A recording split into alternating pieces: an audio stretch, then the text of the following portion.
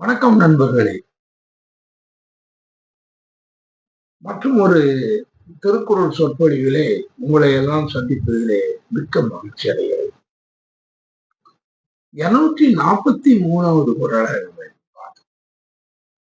இப்ப நாம 244வது குறளை பார்க்க இருக்கிறோம். 244வது குறள் என்னன்னா,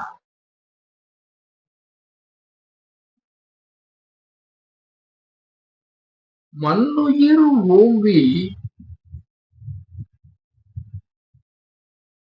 அருள் ஆழ்வார்க்கு இல்லை தன் உயிர் அஞ்சும் வினை. அதான் சொல்றேன். திருப்பியும் திருவள்ளுவர் வந்து அந்த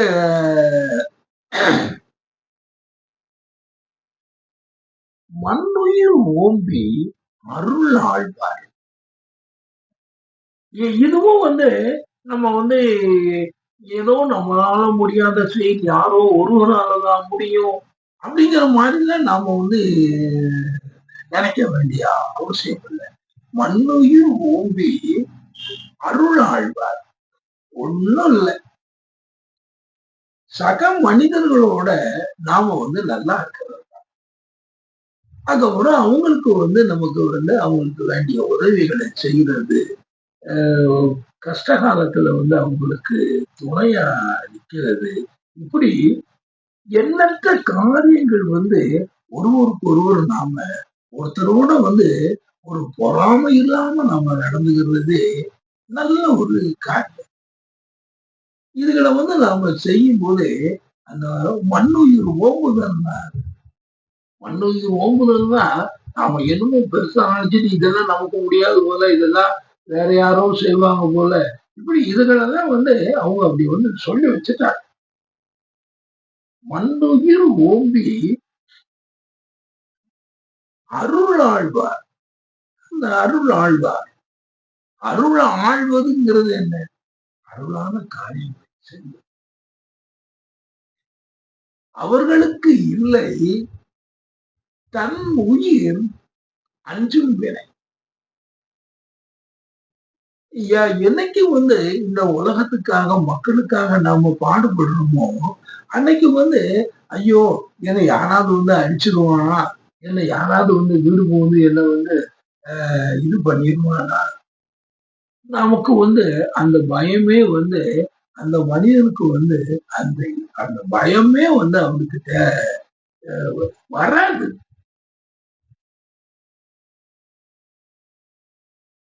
இல்லைன்னா வந்து நீங்க வந்து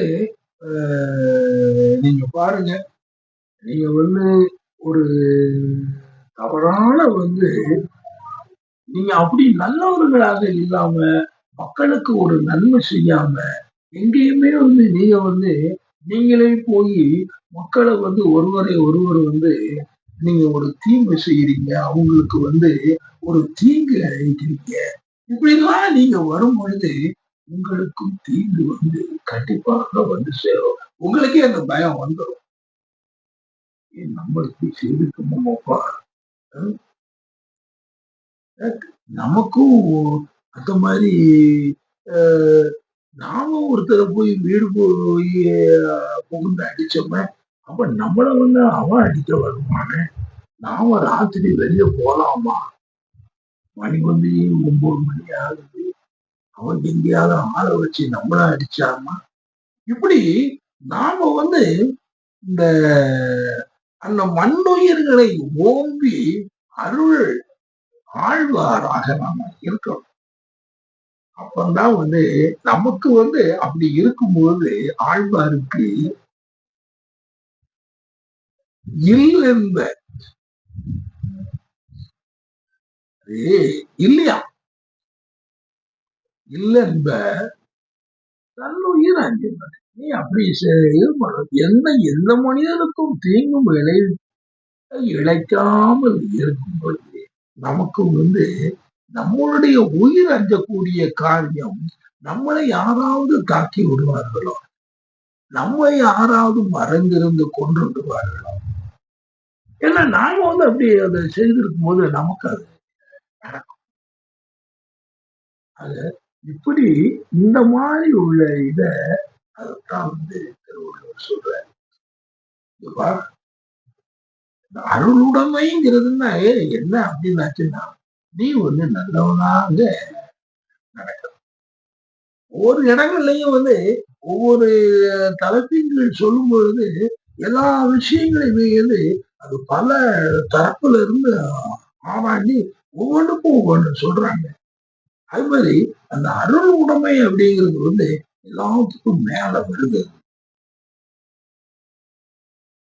அவன் வந்து அருள் உடைமையாளர்ங்கிறதுன்னா அவன் தனக்காக வந்து இல்லாம மற்றவர்களுக்காக இந்த மண்ணுயிர் ஓம்பி அதை செய்யக்கூடியவங்க அந்த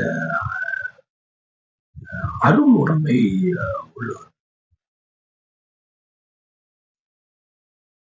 அதுல மண்ணுயிர் ஓம்பி அருள் ஆள்றதுனால அவங்களுக்கு வந்து இல்லன்ப தன்னுயிர் அஞ்சும் வினை அவங்களுக்கு கிடையவே கிடையாது. எந்த பயமும் கிடையாது.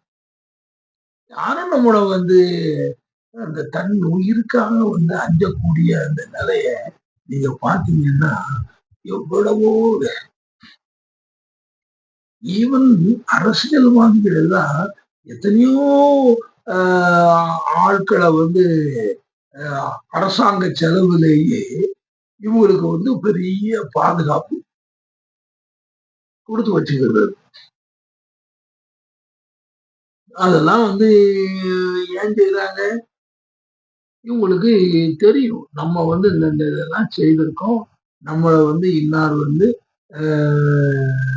நம்மள தாக்குறதுக்கு முற்படுவாங்க.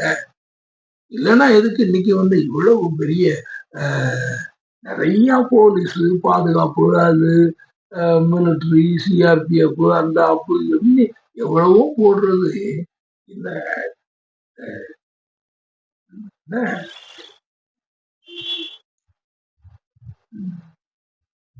மண்ணுயிர் ஓம்புறவங்களாம் இதெல்லாம் வந்து செய்துகிட்டு இருக்காங்க. இல்ல அவங்க வந்து நிறைய பேருக்கு வந்து தீமை செய்தவங்க.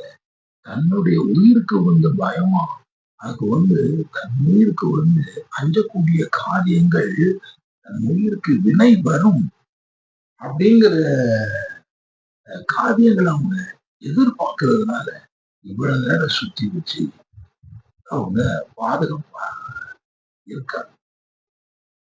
அதையெல்லாம் வந்து நம்ம வந்து செய்யாம இருந்தோம்னா நெஞ்ச நிமித்தி நாம வந்து வரலாமே. ஒன்னும் பெரிய விஷயம் இல்லையே. யாரு வந்து நம்மளை தாக்கிட போறா? தாக்குறதுக்கு யாரும் நம்மளை வந்து தாக்குவாங்கன்னு சொல்லி அந்த பயப்படுறதுக்கே ஒண்ணும் இல்லை.